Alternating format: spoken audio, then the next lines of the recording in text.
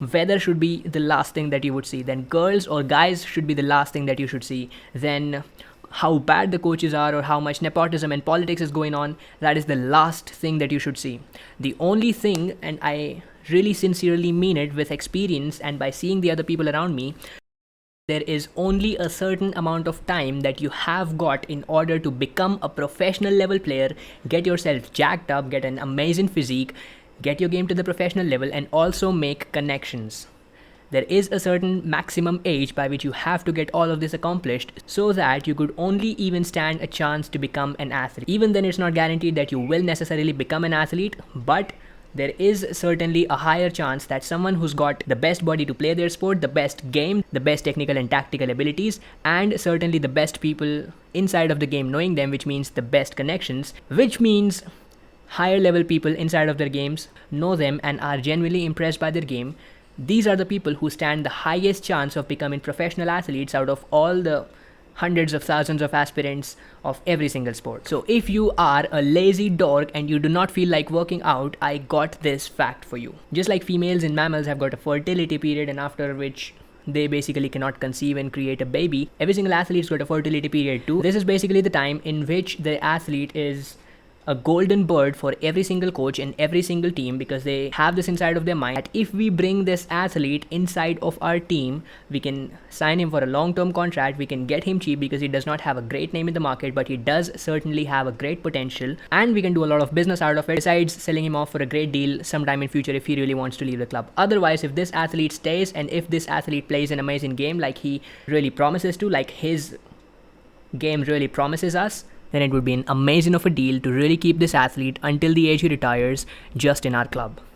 Now listen, every single athlete has got a fertility period. Well, it does not really have an exact definition, but I would like to define it by how much a professional team can get interested inside of an athlete. Okay, if multiple professional teams are interested in the same athlete, then that athlete can ask for higher wages and is basically going to be playing in highest leagues possible.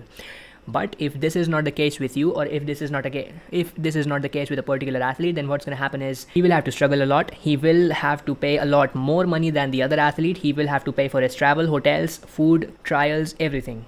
But a fertile athlete, as compared to a non-fertile athlete, will become an athlete much easier and will have a more luxurious athletic career than the other one. Okay, even if the fertile athlete gets injured, the team is going to take care of his surgery expenses, the team is going to give him physios, the team is going to give him whatever he needs so that he could get back on the pitch and he could play for them. Or if he's an individual sport athlete, then he is going to be provided for.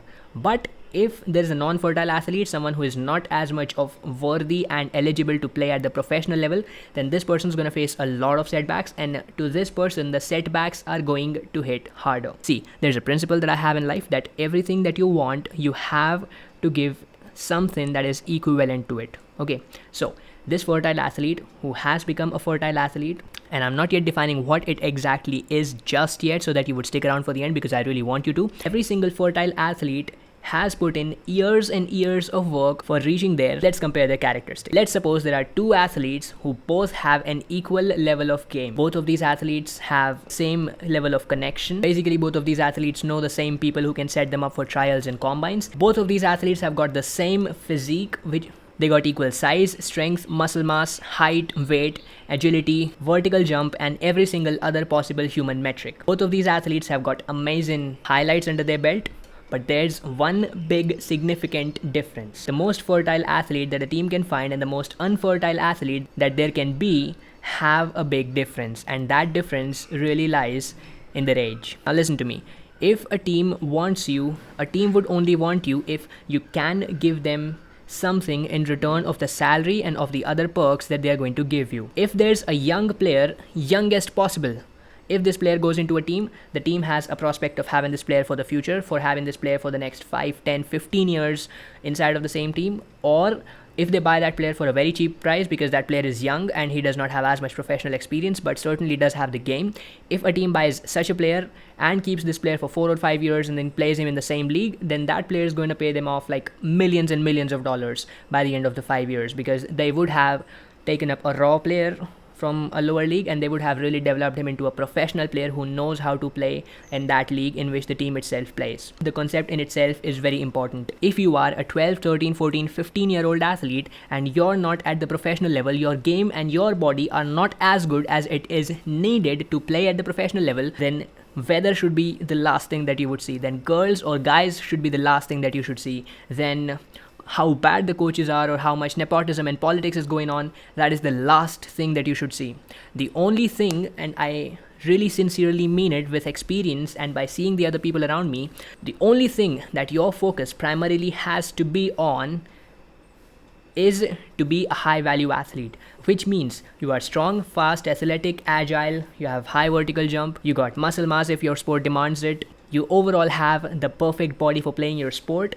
Plus, your grip on the technicalities of that sport is just as good as the players who've been playing professionally for 4 or 5 years. Plus, you're young. Let's say you're 18 or 19 years old. You have all the characteristics that I just mentioned. Just think for a moment. You're a high value athlete. You can play the game just as good as the pros. You have a body that is just as good as the pros, maybe slightly underdeveloped. You have not so much experience, but at least game to play for the coach. Now, if you are a prodigy, then every single fucking team on the planet would like to invest in you, would like to sign you, to train you, to develop you as a better player so that they could either sell you off for money or so that you could play for their team for multiple years and hopefully help them succeed in whatever targets they would have set up for those seasons.